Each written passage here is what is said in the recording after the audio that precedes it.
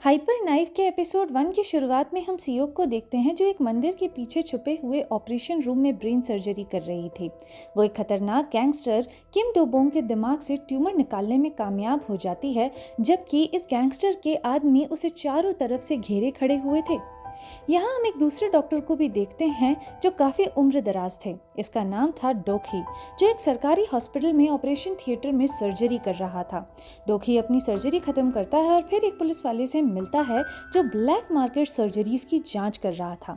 Sergeant doctors को एक brain surgery की वीडियो दिखाता है और पता चलता है कि ये सर्जरी बहुत मुश्किल है, खासकर किसी हॉस्पिटल के बाहर करना तो इम्पॉसिबल है। सार्जेंट के चले जाने के बाद जूनियर डॉक्टर दियोखी से पूछता है कि क्या उस वीडियो में जो हाथ थे वो सियोक के हो सकते हैं।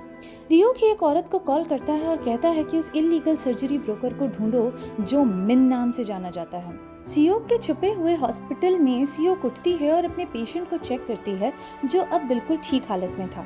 वो नर्स जो सर्जरी में उसके साथ शामिल थी सियोक के पास आती है और यहाँ इन दोनों की कॉन्वर्सेशन से हमें पता चलता है कि सियोक योनशिन यूनिवर्सिटी हॉस्पिटल में पढ़ा करती थी और ये दोनों एक दूसरे को उसी टाइम से जानते हैं। यंगजू जो सियोक का जूनियर डॉक्टर है उसे बताता है कि ये नर्स उस गैंगस्टर ने हायर की थी और इसकी रेपुटेशन बुजुर्ग पेशेंट्स को अब्यूज करने वाली रही है हॉस्पिटल में। इसके बाद हम देखते हैं कि नर्स पेशेंट के आईवी में कुछ लिक्विड डालती है।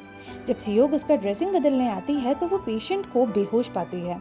नर्स इस मौके का फायदा उठाकर सियोक को पैसे के लिए ब्लैकमेल करती है। कहती है कि अगर उसे चुप रखना है तो फिर उसे पैसे देने होंगे। सियोक के चेहरे पर एक चालाक भरी मुस्कान थी और वो उससे कहती है कि ठीक है, अपना अकाउंट नंबर दो, मैं तुम्हें पैसे दे दूंगी। दियोखी और मिसेस रा, जिससे उसने कुछ देर पहले फोन पर बात की थी, उस इलीगल सर्जरी ब्रोकर से मिलते हैं। वो बताता है कि उसे चाइनीज लोगों ने वो सर्जरी वाली वीडियो भेजी थी और ऐसा इसीलिए था ताकि वो उस सर्जन को ढूंढ के निकाले, लेकिन उसने बस दिखावे के लिए तलाश की क्योंकि वो आमतौर पर ब्रेन सर्जरी से दूर ही रहता है। दियोखी और मिसेस रा वहां से निकल जाते हैं और अब दियोखी को यकीन होने लगता है कि वो सर्जन जो उस वीडियो में थी वो सियोक ही थी। उसी रात दियोखी की मुलाकात इंस्पेक्टर योम से होती है जो उसका पुराने शहर वाला बहुत अच्छा दोस्त था। योम लगातार बढ़ चढ़कर बातें करता है कि कैसे दियोखी उनके शहर का जीनियस था जिसे मेडिकल स्कूल में एडमिशन मिल गया था। फिर अचानक दियोखी की तबीयत बिगड़ने लगती है और वो जल्दी से बाथरूम में भागता है दवाई लेने के लिए। उधर किम डोबोंग के लोग सर्जरी से जुड़ा सारा एविडेंस साफ करना शुरू कर देते हैं। किम सियोक को शुक्रिया कहता है और बोलता है कि अगर कभी भी मदद चाहिए हो तो बस बता देना, बंदा हाजिर हो जाएगा। तुमने एक बार नहीं कई बार मेरी जान बचाई है। थोड़ी देर बाद सब वहां से निकलने लगते हैं। डॉक्टर हान, जो सियोक का ही एक साथी डॉक्टर है, कुछ दिन किम की देखभाल के लिए उसके साथ जाता है। अब वहां बस सियोक, योंगजू और उनका एक असिस्टेंट और वो नर्स बचते हैं। सियोक योंगजू से कहती है कि एक आइस बॉक्स को डॉक्टर हान तक पहुंचा दे क्योंकि वो वहां उसे भूल गया है। वो उसे सख्त हिदायत देती है कि अंदर बिल्कुल मत झांकना। फिर वो उस असिस्टेंट से कहती है कि अब तुम भी जाकर थोड़ा आराम कर लो। रास्ते में योंगजू खुद को रोक नहीं पाता और आइस बॉक्स को खोल देता है जिसके अंदर कुछ क्रिस्प के पैकेट थे। ये देखकर वो गाड़ी मोड़ लेता है क्योंकि कायदे से तो आइस बॉक्स में बर्फ होनी चाहिए थी, लेकिन इसमें तो चिप्स के पैकेट हैं। यानी कि सियोक के दिमाग में कुछ चल रहा था जिसे अंजाम देने के लिए योंगजू का हॉस्पिटल से बाहर जाना जरूरी था। योंगजू इस बात को समझ जाता है और तुरंत गाड़ी वापस लेता है। उधर नर्स सियोक की बोतल से पानी पीती है और थोड़ी देर में बेहोश हो जाती है। जब उसकी आंख खुलती है तो वो फर्श पर पड़ी होती है और उसका बैग भी गायब हो गया था। नर्स अपना बैग ढूंढती है जो उसे ऑपरेशन एरिया के बाहर मिलता है, जहां सियोक अचानक से उस पर हमला कर देती है और उसकी गर्दन के चारों ओर एक वायर लपेट देती है। यहाँ हम सियोक के चेहरे पर एक बहुत ही सैटिस्फैक्टरी स्माइल देखते हैं और ये स्माइल इसलिए थी क्योंकि वो नर्स दर्द से तड़प रही थी। यहाँ पहली बार हमें सियोक के साइकोपैथ वाले नेचर के बारे में थोड़ा आइडिया मिलता है।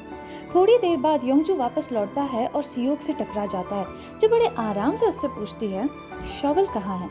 ऐसे जैसे कुछ हुआ ही नहीं, थोड़ी देर पहले उसने कुछ किया ही नहीं। दूसरी तरफ मिसेस रा दियोखी को कुछ फोटोज दिखाती है जिनमें सियोक अपने रॉटवीलियर्स के साथ खेल रही थी।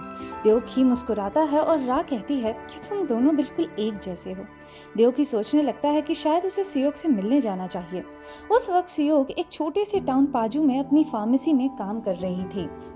जब वो अपनी दुकान से बाहर निकलती है तो देखती है कि एक आदमी जिसके एंकल पर मॉनिटर बंधा था सड़क के उस पार से उसे घूर रहा था। घर पहुंचकर वो ये बात योंगजू को भी बताती है। सियोक को अचानक द्योखी का फोन आता है और वो कहता है कि वो उससे मिलने आ रहा है। कॉल उठाते ही सियोक बिल्कुल सन्न रह जाती है क्योंकि उसने कभी नहीं सोचा था कि द्योखी उसे कॉल करेगा। अब एक फ्लैशबैक में हमें दिखाया जाता है कि ऑपरेशन थिएटर में सियोक के ठीक से काम ना कर पाने की वजह से द्योखी ने न सिर्फ उसे ऑपरेशन थिएटर से बाहर निकाला बल्कि उसकी बहुत बेइज्जती भी की। सियोक को इस बात से बहुत ज्यादा गुस्सा आ जाता है और वो उसका गला घोटने की कोशिश करती है, लेकिन बाकी डॉक्टर्स द्योखी को बचा लेते हैं। तब द्योखी उसे एक जोरदार थप्पड़ मारता है और उससे कहता है कि तुम अब कभी भी ऑपरेशन थिएटर में काम नहीं कर पाओगे, क्योंकि उसने उसका लाइसेंस रद्द करवा दिया था। सियोक अपना लाइसेंस बचाने के लिए बारिश में घुटनों पर बैठकर माफी मांगती है, लेकिन द्योखी ना तो उसे माफ करता है और ना ही उस पर तरस खाता है। प्रेजेंट टाइम में द्योखी सियोक के पास पहुंचता है। थोड़ी देर बातचीत करने के बाद वो उसे वही ब्रेन सर्जरी वाली वीडियो दिखाता है और कहता है कि तुम अब पहले से काफी बेहतर हो गई हो। द्योखी ये एक्सेप्ट करता है कि वो बीमार है, उसे ब्रेन स्टेम ग्लियोमा है।